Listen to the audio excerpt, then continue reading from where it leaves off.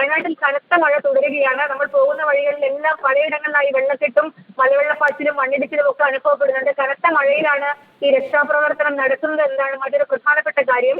അതുകൊണ്ട് തന്നെ അവിടെ നിൽക്കുന്ന ആളുകളെ സംബന്ധിച്ചിടത്തോളം കൂടുതൽ മണ്ണിടിച്ചിൽ നടക്കാൻ സാധ്യതയുണ്ട് എന്ന് നമുക്ക് വിവരം കിട്ടുന്നുണ്ട്. അതുകൊണ്ട് ആ പ്രദേശത്ത് നിൽക്കുന്നവരടക്കം സുരക്ഷിതമായി നിൽക്കേണ്ടതുണ്ട് എന്നതാണ് മറ്റൊരു പ്രധാനപ്പെട്ട കാര്യം. ഏതായാലും വലിയ ഒരു ദുരന്തമാണ് വയനാട്ടിൽ 2019 ശേഷം വീണ്ടും ഉണ്ടായിരിക്കുന്നത് യാതൊരു സംശയവുമില്ല. അതിൽ സങ്കടകരമായ കാര്യം തോട്ടം തൊഴിലാളികളടങ്ങുന്ന നിസ്സഹായരായ ഒരു ജനത അതിനുള്ളിൽ പെട്ടുപോയിരിക്കുന്നു എന്നുള്ളത് തന്നെയാണ്. 70ഓളം വീടുകൾ അതിനുള്ളിൽ പെട്ടുപോയിരിക്കുന്നു എന്നതാണ് ഏറ്റവും ആശങ്കയുണ്ടാക്കുന്നത്.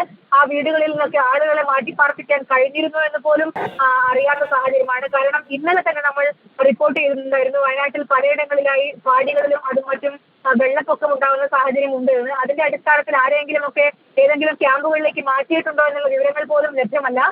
ഇനിയിപ്പോൾ അത്തരം വിവരങ്ങൾ കൂടി ലഭ്യമായാൽ മാത്രമേ കൃത്യമായി എത്ര പേർ കുടുങ്ങിക്കിടക്കുന്നുണ്ട് എന്നത് സംബന്ധിച്ചൊരു വിവരം കിട്ടുകയുള്ളൂ എന്നാണ് നമ്മൾ മനസ്സിലാക്കുന്നത്. 70 വീടുകൾ തകർന്നു എന്ന് പറയുന്നത് ജീവനുകൾ ഉണ്ടാകണം. അവിടെയൊക്കെ വലിയ പ്രയാസം. ശരിയാണ് സാനിയോ മനോമിയും ദീപക് മോഹനും നൽകുന്ന വിവരങ്ങൾ പ്രകാരം വലിയ ദുരന്തമാണ് അവിടെ ഉണ്ടായിരിക്കുന്നത് എന്ന് തന്നെയാണ് നമുക്ക് മനസ്സിലാക്കാൻ കഴിയുന്നത്. അതിൻ്റെ ഒരു വ്യാപ്തി എത്രത്തോളം മാത്രമാണ് എന്നാണ് ഇനി അറിയേണ്ടത്. മേപ്പാടി മുണ്ടക്കൈ മലയിലാണ് ഉരുൾപൊട്ടൽ ഉണ്ടായിരിക്കുന്ന അമ്പലക്കുന്നിന് സമീപം. തൊഴിലാളികൾ താമസിക്കുന്ന പാടികൾ ഉൾപ്പെടെയുള്ള സ്ഥലമാണ്. 70 വീടുകൾ അവിടെ ഉണ്ട് എന്ന് നമുക്ക് സ്ഥിരീകരിക്കാനാവുന്നുണ്ട്. അപ്പോൾ എത്രത്തോളം വീടുകൾ തകർന്നു എന്നൊക്കെ അറിയേണ്ടതുണ്ട്. വില്ലേജ് റോഡ് ഭാഗത്ത് വെള്ളം കയറിയിട്ടുണ്ട്. മണ്ണിനടിയിൽ നിരവധി ആളുകൾ കുടുങ്ങിക്കിടക്കുന്നു. അത്തരത്തിൽ ഗുരുതരമായ ഒരു സാഹചര്യം.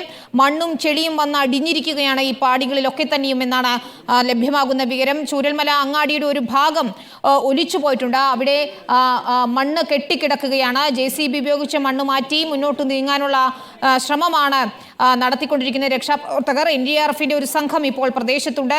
സഹായം അഭ്യർത്ഥിക്കുകയാണ് അവിടെയുള്ളവരെല്ലാം തന്നെ. നൂറുദ്ദീൻ എന്ന വാർഡ് മെമ്പർ നേരത്തെ സംസാരിച്ചപ്പോൾ ഗുരുതര സാഹചര്യമാണെന്ന് അദ്ദേഹം റിപ്പോർട്ട് ചെയ്യുന്നു.